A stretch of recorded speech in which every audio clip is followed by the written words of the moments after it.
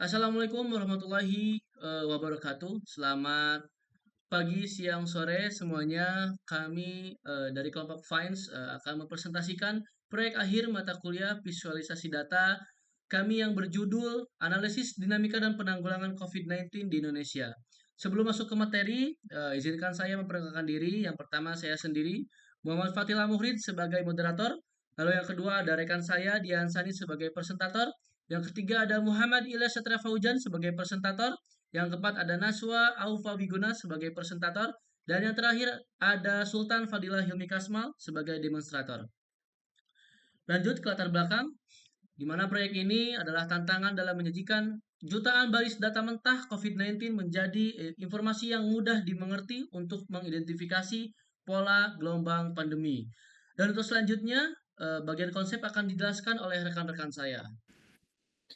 Tujuan utama kami ada 3. Yang pertama mengidentifikasi pola kasus harian, yang kedua melakukan pemetaan geografis di wilayah epicentrum seperti Pulau Jawa, dan yang terakhir mengevaluasi efektivitas kebijakan pemerintah.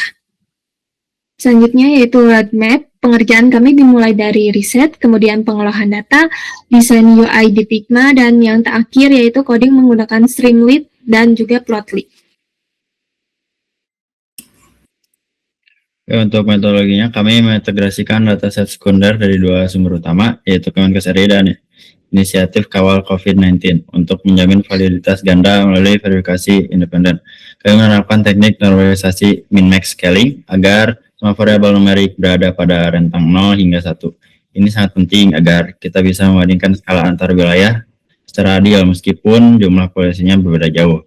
Lalu sumber data kami mencakup variabel temporal, serta indikator kesehatan krusial, jumlah positif harian untuk memantau penyebaran, angka kesembuhan untuk menilai efektivitas penanganan medis, dan data kematian kumulatif untuk menghitung case fatality rate. Baik, selanjutnya sebelum divisualisasikan, kami melakukan pre-processing di Google Colabs menggunakan library Pandas. Kami menerapkan min-max scaling agar perbandingan skala antar wilayah menjadi sebanding. Untuk pemilihan chart,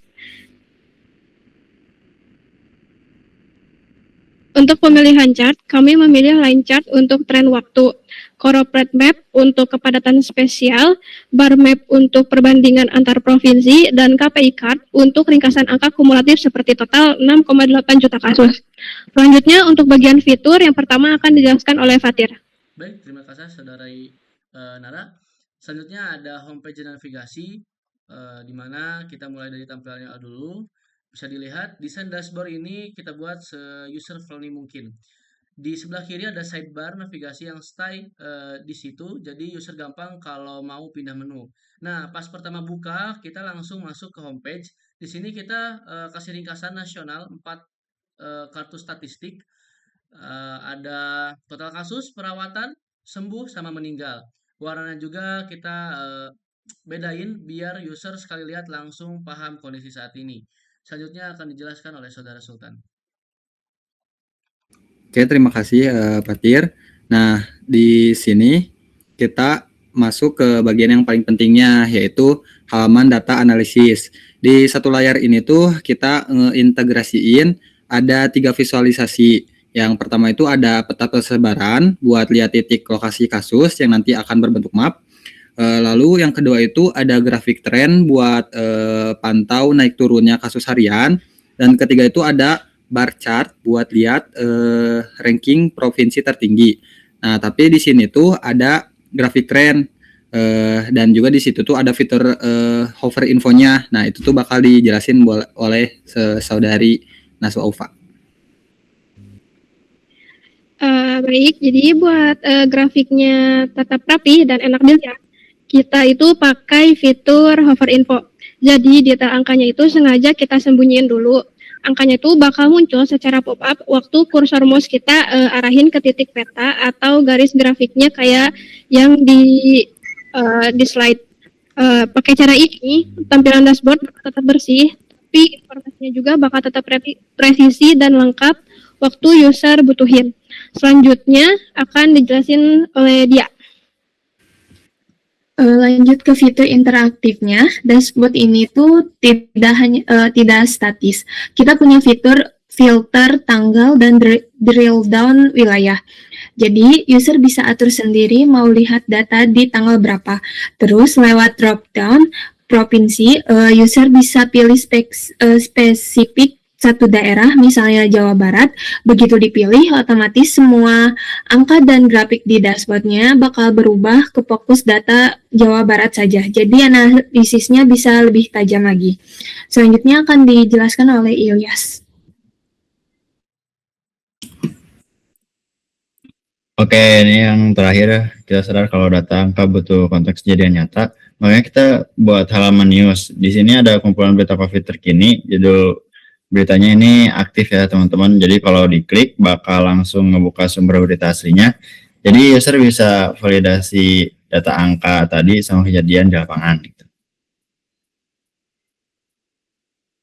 Oke, di sini kita masuk aja langsung ke bagian demonstrasinya ya. Nah, di tampilan awalnya bakal nampilin dashboard utamanya yang kayak dijelasin oleh Pak Tiar tadi. Jadi di sini tuh bakal nampilin total kasus, perawatan, sembuh dan juga meninggal. Nah, di sini masuk ke navigasi data analisis. Nah, ini tuh bagian jantung utamanya karena ini tuh buat visualisasi data.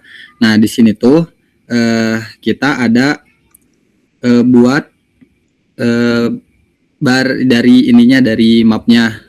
Nah, mapnya tuh bakal nampilin kasus-kasus kayak yang banyak kasusnya tuh di mana, kayak misalnya ini ada di Jakarta, ada di Jawa Barat. Nah, lalu di sini juga ada peringkat provinsinya. Jadi peringkat provinsi mana aja nih yang lagi ada banyak kasus COVID-19-nya. Seperti ini, jadi kayak ada DKI Jakarta tuh total kasusnya ada banyak. Di sini ada Jawa Barat juga dan juga lain-lain. Nah, di sini juga ada tren harian sesuai filter. Nah, kayak yang disebutin oleh Naswa tadi, ini tuh kita bisa info buat melihat tanggal kasusnya. Kasusnya tuh tanggal berapa tuh ada berapa kasus tuh. Nah, di sini juga ada filter yang disebutin sama dia. Nah, di sini kita bisa ngefilter buat mau lihat datanya tuh dari tanggal berapa sampai tanggal berapa. Sebagai contohnya di sini kita pilih tanggal 1 Januari, lalu kita ke Juni. Ke Juni tanggal 1 lagi aja. Nah, muncul nih di sini periode datanya 2023 tanggal 1 bulan 1 tanggal 1 sampai dengan 2023 bulan 6 sampai tanggal 1 di semua provinsi. Nah, di sini ada kasus barunya, sembuhnya dan juga meninggalnya sesuai hariannya, tren hariannya. Nah, tren hariannya juga bakal berubah karena kita udah ngefilternya. Nah, di sini jadi berubah tuh ininya juga, grafiknya juga. Dan di sini juga kita bisa ngefilter datanya. Nah, ini buat DKI Jakarta.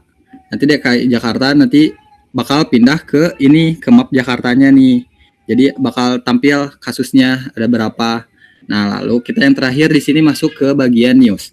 Nah, news ini seperti yang kata Ilyas tadi, selain ada visualisasi datanya, kita juga butuh beritanya nih, berita buat yang terbarunya. Seperti contohnya saya klik aja buat berita yang pertamanya ini. Nah, langsung diarahkan ke halaman beritanya di sini ya, langsung ke halamannya. Nah, segitu aja buat demonstrasi dari aplikasinya. Saya kembalikan lagi ke Patir. Oke, terima kasih Saudara Sultan yang telah demonstrasikan dengan baik. Selanjutnya sebagai penutup, pembelajaran terbesar kami adalah bagaimana data mentah bisa menjadi bercerita melalui visualisasi yang tepat. Kesulitan utama ada pada sinkronisasi data antar sumber. Namun, kami berhasil mengatasinya melalui tahap processing yang ketat. Untuk kedepannya, kami berencana mengembangkan fitur prediksi menggunakan machine learning. Mungkin cukup sekian yang bisa kita sampaikan. Mohon maaf bila ada kesalahan kata. Akhir kata, wassalamualaikum warahmatullahi wabarakatuh.